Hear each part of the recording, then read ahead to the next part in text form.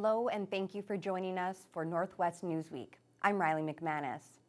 It's official, the Thunder Bay Police Service is the last remaining municipal police force in northwestern Ontario. Yesterday, members of the Dryden Police Service signed off for the final time as the Ontario Provincial Police officially took over policing responsibilities there.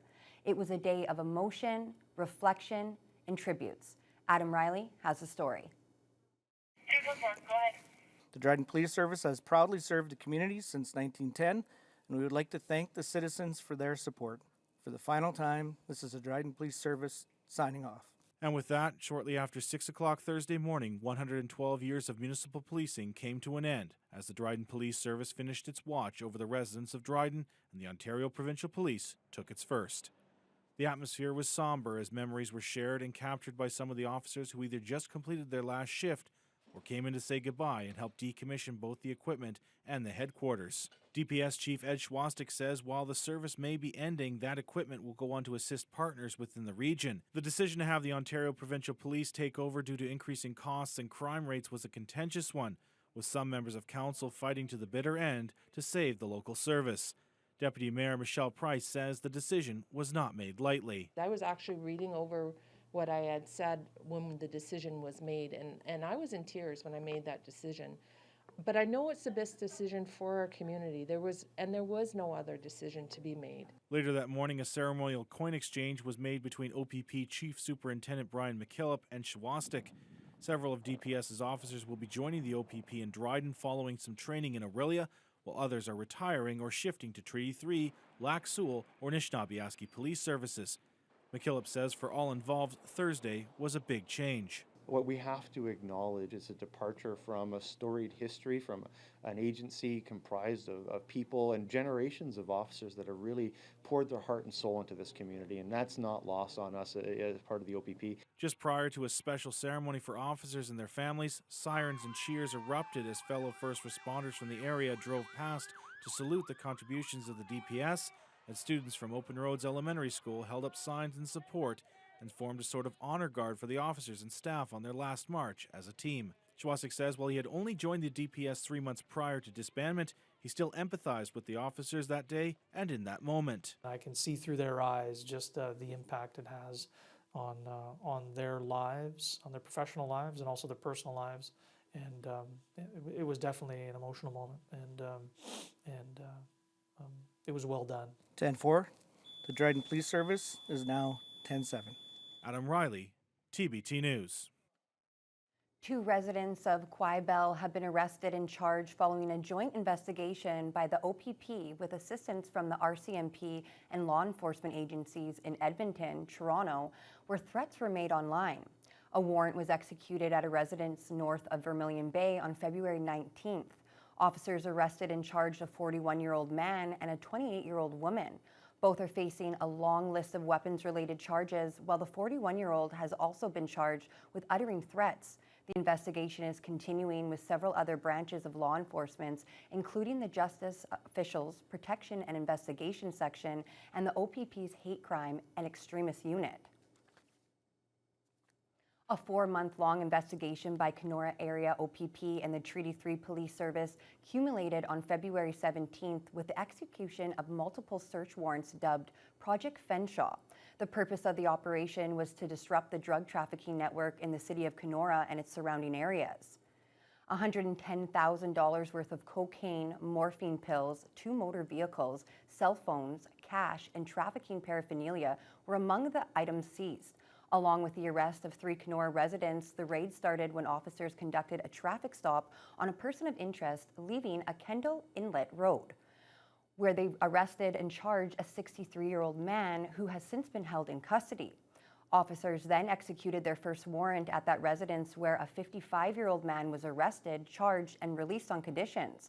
A second warrant was executed at Bunny Road residence where no arrests were made. However, officers located a second person of interest on Mimica Way where they had arrested and charged the 65-year-old woman who was then released on conditions.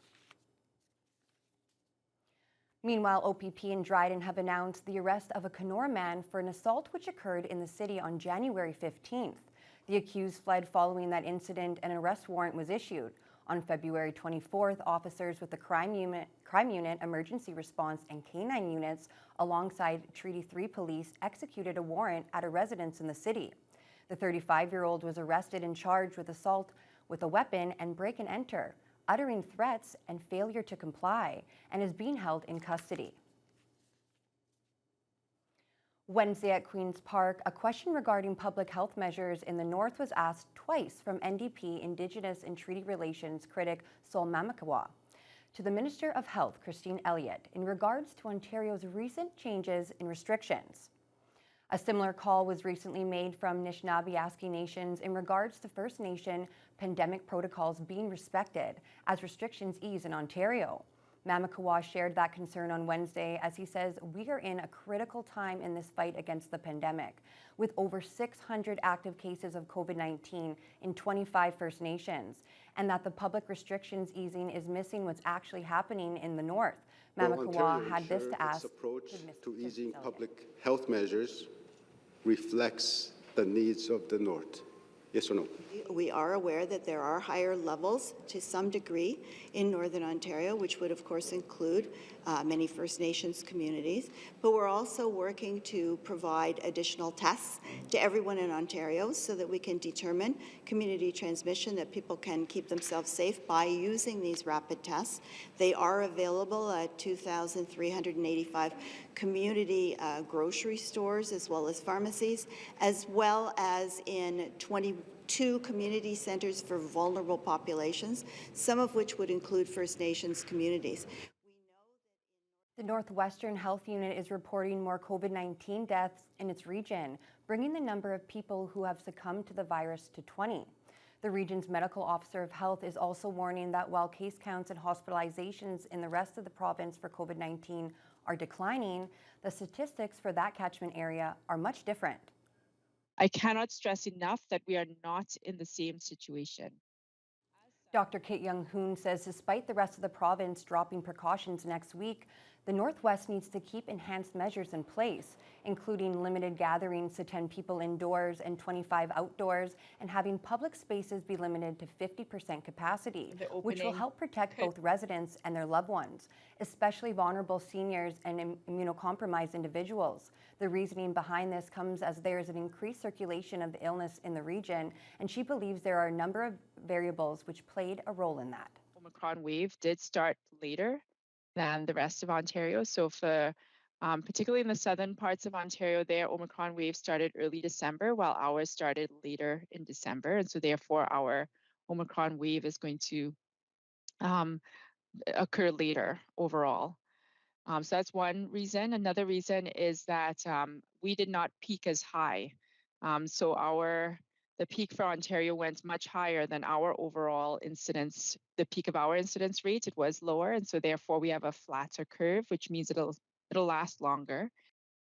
Young-Hoon also suggests due to the region's low population density, infections will carry out over a longer period of time. The NWHU's current active case count has shot up to 409 with a positivity rate of 32.7% as of Friday. The Thunder Bay Health Coalition is fighting to stop privatized healthcare in Ontario. The local organization has joined the province-wide campaign after recent comments from Ontario's Health Minister, Christine Elliott. Making sure that we can let independent health facilities operate, private hospitals. That quickly caused a stir among many groups and healthcare unions across Ontario that oppose healthcare privatization. One of the largest concerns is that the quality of care provided, with critics citing a higher mortality rate in privatized long-term care homes during the pandemic. Jewel Tupker is the chair of the Thunder Bay Health Coalition, and he believes the Ford government is taking advantage of the pandemic to convince the public to support privatization. We're going to solve this problem for you. We're going to help you out with this, and we're going to create all these new private clinics that are going to get you your services a lot faster than you used to get it. You don't have to wait in line now. You can go to these private clinics and get this job done, which is wonderful if you can afford it. But there's so many people that cannot afford it, and we don't need that. Minister Elliott's office has responded saying, quote, independent health facilities and private hospitals that perform publicly funded procedures already exist in Ontario. Her comments were in reference to the resumption of previously scheduled non-urgent procedures. It was an extended session for the House of Commons this past long weekend as parliamentarians, including Kenor's Eric Malillo, debated the Trudeau's government's historic decision to invoke the Emergencies Act. It came following a brief shutdown of Parliament last Friday as police moved in to clear the occupation of Parliament Hill by protesters. Prior to the vote, Malillo spoke of the need to tone down the rhetoric in the chamber. I'm truly disturbed by it, and I've been disgusted by it, Madam Speaker. The polarization that we're seeing across the country, the polarization that we're seeing in this chamber, needs to stop. Malillo says his speech was something he had been thinking about for a week, as the language used by both the protesters outside and the politicians inside the House of Commons ramped up in intensity and divisiveness. He believes when Prime Minister Justin Trudeau stood up in the House and claimed Conservatives stand with people who wave swastikas, it started a chain reaction of rhetoric that has only increased since then. While he disagrees with Trudeau's decision to invoke the Emergencies Act, he does believe the Prime Minister had the jurisdiction to do so. Obviously, we're not going to agree on everything. We shouldn't agree on everything. And, that was a big part of my speech. A lot of people are, sort of actually to your comment, sort of said that my speech in some parts would almost seem like I was defending the Prime Minister. But at the same time, I was actually speaking out against the invocation of the Emergencies Act. And I outlined clearly why I felt that was unjustified. So it's possible to disagree without confrontation and without personal attacks. On Wednesday, Prime Minister Trudeau lifted the Emergencies Act, calling the situation no longer an emergency. And when we come back, an update on the construction of the Greenstone Mine.